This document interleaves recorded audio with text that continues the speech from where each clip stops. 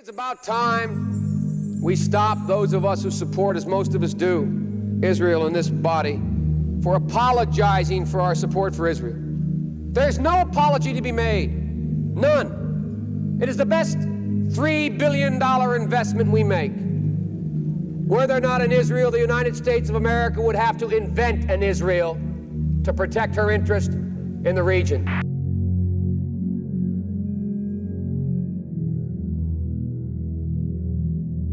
ہمارے سامنے ایک مخصوص قسم کی شکل کھینچی، ایک صورت کھینچی جاتی ہے اور کہا جاتا ہے عالمی برادری، ہمیں کہا جاتا ہے عالمی قوانین، ہمیں کہا جاتا ہے کہ ہم نے انٹرنیشنل کمیونٹی کے ساتھ لے کر چلنا ہے۔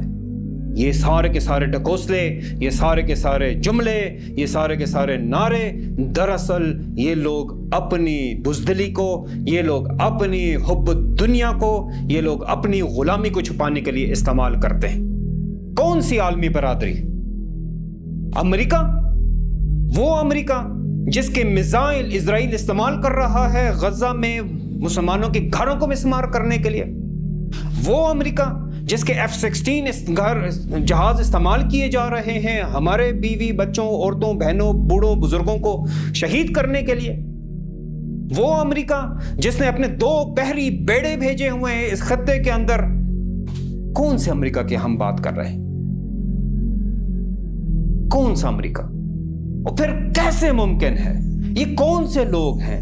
یہ کیسا دل رکھتے ہیں جو کہ اسی امریکہ کے سرکاری اہلکاروں کو، سیکرٹری آف اسٹیٹ کو اپنے دارالحکومتوں کے اندر ویلکم کرتے ہیں، ان کے ساتھ بیٹھ کر خوش گپیاں کرتے ہیں، ان کے ساتھ بیٹھ کر کھانا پینا کرتے ہیں، وہی جن کے ہاتھ خون سے ہمارے رنگے ہوئے رس رہا ہے، ان کے منہ سے نکلتا ہوا نظر آ رہا ہے، ان کے ساتھ ہم بیٹھ سکتے ہیں، بیٹھتے ہیں۔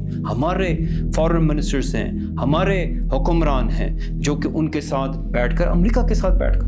کون سا امریکہ؟ وہ امریکہ جس نے اپنے فوجی افسران جو یہ دعویٰ رکھتے ہیں کہ وہ مسلمان شہروں کے اندر جا کے مسلمانوں کو قتل کر سکتے ہیں، اسرائیل کی مدد کے لیے، تربیت کے لیے، بتانے کے لیے، پلان کرنے کے لیے بھیجا۔ وہ فوجی افسران جو افغانستان کے اندر مسلمانوں کو قتل کرنے میں ایفیشنٹ ہو چکے ہیں، اس امریکہ کی ہم بات کر رہے ہیں۔ وہ امریکہ جس کے افسران عراق میں، فلوجہ میں، مختلف شہروں کے اندر مسلمانوں کا قتل عام کرنے کے اندر انتہائی ایفیشنٹ ہو چکے ہیں، ان افسران کو اسرائیل کی مدد کے لیے بھیجا، ان کو کہ وہ غزہ میں کس طریقے سے ایک مسلمان شہر کے اندر کس طریقے سے داخل ہوں گے، کس طریقے سے وہاں پر سیویلینز کا قتل عام کریں گے، کس طریقے سے وہاں سے عورتوں بچوں کو قتل کریں گے۔ ہم کس امریکہ سے انصاف کی دعائی، کس امریکہ سے جو ہے تو کسی بھی طریقے سے اس بات کی توقع رکھتے ہیں کہ وہ کوئی بھلائی کی بات کرے؟ کون سی عالمی برادری؟ عالمی برادری کے جب لفظ استعمال کیا جاتا ہے تو مطلب تو وہی 5 سیکیورٹی کاؤنسل کے پرمننٹ ممبران ہیں نا، تو 5 میں سے 2 تو چائنا، رشیا ہیں، باقی رہ گئے 3 فرانس، امریکہ، برطانیہ۔ امریکہ کی حالت تو آپ نے دیکھ لی ہے کہ وہ تو اس حد تک، اس گہرائی میں، اتنی گندگی میں گر چکے ہیں کہ فلسطین کا جھنڈا اٹھانے کو بھی ٹیررزم گردان رہے۔ فرانس، آپ فرانس سے انصاف کی توقع کرتے ہیں، آپ فرانس سے بھلائی کی توقع کرتے ہیں جس نے مسلمان خواتین کے اوپر جلباب پر پابندی لگا دی، جس نے اپنی سرکاری املاک کے اوپر رسول اللہ صلی اللہ علیہ وسلم کی شان میں گستاخی کرنے والے خاکے اویزاں کر دیے سرکاری حکم نامے کے تحت۔ اس فرانس سے ہم کسی بھلائی کی توقع کرتے ہیں؟ یہی فرانس تھا نا جب 1960s میں الجزائر میں ہونے والی آزادی کی تحریک کے مجاہدین کے خلاف اپنی افواج کو متحرک کیا تھا، تو یہ ہماری عورتیں تھیں نا، ہمارے بچے تھے نا جسے شہید کیے تھے۔ 10 لاکھ بندہ الجزائر کی آزادی کی جنگ میں فرانس کی فوج نے شہید کیا تھا، 10 لاکھ بندہ۔ آج ہم ان سے اس بات کی توقع کریں گے کہ وہ ہمارے خون کے اوپر حرکت میں آئیں گے، ہمارے خون کے اوپر ان کو افسوس ہوگا، ہمارے خون کے اوپر ان لوگوں کو کچھ کرنے کی جستجو یا کچھ کرنے کی کاوش پیدا ہوگی؟ ہرگز نہیں۔ رہی بات برطانیہ کی، کیا ہم نے ان کا کردار ہندوستان میں نہیں دیکھا؟ کیا ہم نے ان کا کردار کینیا میں، ایجپٹ میں، نائجر میں نہیں دیکھا؟ ہندوستان میں فیمن آف بنگال 1943 50 لاکھ بندہ بھوک سے بلک بلک مرا صرف اس وجہ سے چرچل کے ایک یونیلیٹرل فیصلے کی بنیاد پر کہ اس نے کہا کہ برما کی بارڈروں سے غلہ اور اجناس اور خوردنی اشیاء کو دور کر دینا. مین میڈ ڈیزاسٹر تھا. 50 لاکھ بچہ، عورتیں، بزرگ بلک بلک کر مر گئے. 50 لاکھ بندہ. اور چرچل کو جب اس بات پہ کہا گیا کہ یار انسان ہے، تو اس کا آگے سے بیان تھا یہ beastly beings and beastly and they breed like rabbits. ترجمہ بھی نہیں کرنا چاہتا. ہم ان سے بھلائی کی توقع کرتے ہیں؟ ہرگز نہیں. اور اس بات کو نوٹ کر لیجئے، جو کوئی بھی یہ کچھ نئے الفاظ ایجاد کر لیے گئے ہیں جس کے ذریعے سے وہ چیزیں جو آج تک معیوب سمجھی جاتی تھیں ان کو بھی بھلا کر کے دکھایا جا رہا.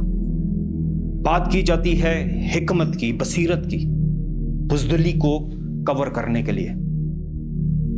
بات کی جاتی ہے کہ ہم نے ریسٹرینٹ شو کرنا ہوگا، تحمل کا مظاہرہ کرنا ہوگا. ماسک کر رہی ہے، ڈسیپشن ہے، دھوکہ ہے بزدلی کو چھپانے کے لیے، حب الدنیا کو چھپانے کے لیے، اپنے مفاد کو چھپانے کے لیے کہ بھئی ہم نے صرف اور صرف موو کرنا ہے جہاں پر میرا مفاد ہوگا. جہاں کہیں پر بھی عالمی برادری، عالمی ضمیر، عالمی ادارے، عالمی قوانین کی بات ہوگی تو سمپل اپنی غلامی کو چھپانے کی بات کی جا رہی ہے کہ یہ اللہ کے غلام نہیں ہے، اللہ کے رسول کے غلام نہیں ہے، یہ غلام ہے تو کفار کے غلام ہیں جو ہمارے اوپر روزانہ کے حساب سے قیامتیں توڑ رہے ہیں. پہچان لیجئے ان کو کہ یہ شیطان کے بھائی ہیں، یہ شیطان کے دوست ہیں. یہ وہ لوگ ہیں جن کے بارے میں اللہ سبحانہ تعالیٰ قرآن میں فرماتے ہیں اعوذ باللہ من الشیطان الرجیم انما ذالکم الشیطان یخوف اولیاء، کہ بے شک یہ شیطان ہی ہے، یہ صرف شیطان ہی ہے جو تمہیں اپنے دوستوں سے ڈراتا. یہ کون لوگ ہیں جو ہمیں اسرائیل سے ڈرانا چاہتے ہیں؟ یہ کون لوگ ہیں جو ہمیں امریکہ، فرانس، برطانیہ سے ڈرانا چاہتے ہیں؟ وہ بھلے ہمارے دانشوروں میں سے ہوں، ہمارے ایکسپرٹس میں سے ہوں، ڈیفنس ایکسپرٹس میں سے ہوں، ہمارے علماء میں سے ہوں، جو کہ ہمیں کہنا چاہتے ہیں کہ خوف کرو ان کا. شیطان کے بھائی ہیں، شیطان کے دوست ہیں.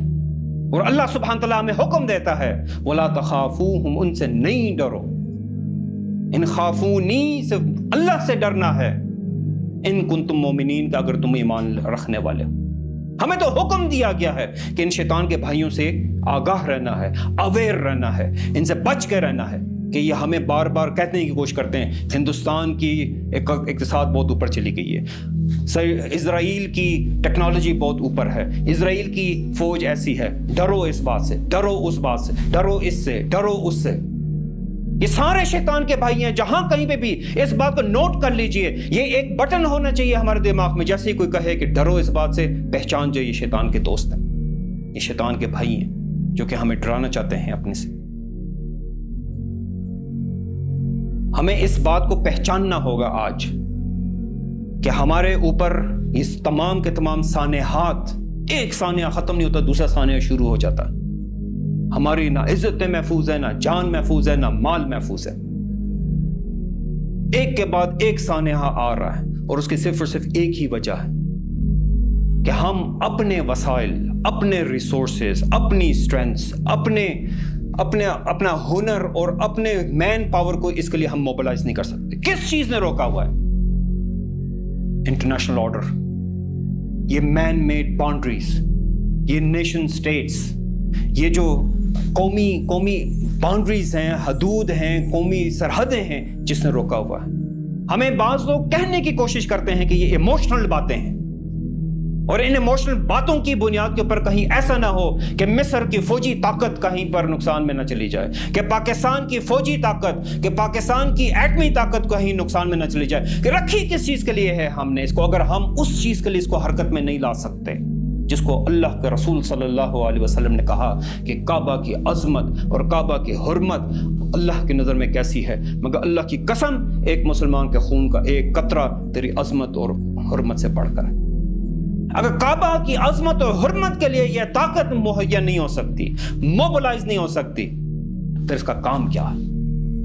ہمیں پہچاننا ہوگا کہ ہماری ریڈ لائنز احکام شرعیہ ہیں جب اللہ سبحانہ و تعالی ہمیں کہتے ہیں وَمَا لَكُمْ لَا تُقَاتِلُونَ فِي سَبِيلِ اللَّهِ وَالْمُسْتَضْعَفِينَ مِنَ الرِّجَالِ وَالنِّسَاءِ وَالْوِلْدَانِ، کہ کیا وجہ ہے کہ تم نہیں لڑتے ہو ان مردوں، عورتوں، بچوں کو جن کو کمزور پا کے دبا دیا گیا؟ کیا وجہ ہے؟ مَا لَكُمْ لَا تُقَاتِلُونَ، کیا اہلیت کی کمی ہے؟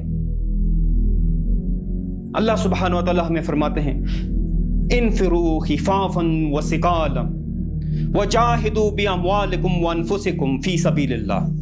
اللہ تعالیٰ کہہ رہے ہیں کہ بھئی نکلو، ہلکی ہو بھاری۔ ہلکا کیا تھا؟ غزوہ بدر میں صحابہ کرام نکلے، ساتھ میں لڑنے کے لیے کچھ بھی نہیں تھا، شکایت کی، اللہ کے رسول صلی اللہ علیہ وسلم نے چھڑی پکڑا دی، اس سے لڑو، یہ تھا خفافہ۔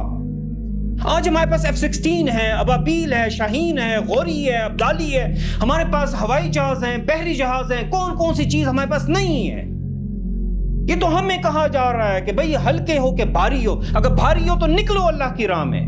کون سی چیز ہے جو کہ ہمیں اس معاملے پر روک رہی؟ اور ہم یہ کہہ رہے ہیں کہ بھئی یعنی جہاں پر اللہ کا حکم آ گیا یا ایھا الذین آمنوا ما لکم اذا قیل لکم انفروا فی سبیل اللہ، کہ کیا بات ہے اے ایمان والو، کیا بات ہے کہ جب تمہیں کہا جاتا ہے کہ نکلو اللہ کی راہ میں تو تم زمین کو پکڑے ہوئے ہو، دبوچے ہوئے ہو؟ سبحان اللہ، آج سے 1400 سال پہلے کہا گیا تھا کہ زمین کو دبوچے ہوئے، آج ہم نے زمین کو ہی جواز بنایا ہوا ہے۔ ہم کہتے ہیں پاکستان کی زمین، مصر کی زمین، شام کی زمین، ترکی کی زمین، کہ امت کی افواج، کہ امت کے وسائل، کہ امت کا مال، کہ امت کے نوجوان، کہ امت کے وہ لوگ جن کو شہادت کا جذبہ ہے، شوق ہے، جہاد کا شوق ہے، ہم کہہ رہے ہیں نہیں، یہ زمین کے لیے، کہ اگر پاکستان کو خطرہ ہوگا تو یہ حرکت میں آئیں گے، ورنہ حرکت میں نہیں آئیں گے۔ اسی کے لیے تو کہا زمین سے چمٹے ہوئے ہیں، کہا کہ نکلو اللہ کا حکم۔ ہم کہہ رہے ہیں وَمَا لَكُمْ لَا تُقَاتِلُونَ فِي سَبِيلِ اللَّهِ مَا لَكُمْ لَا تُقَاتِلُونَ فِي سَبِيلِ اللَّهِ، کیا وجہ ہے کہ تم نہیں لڑ رہے اللہ کے راستے؟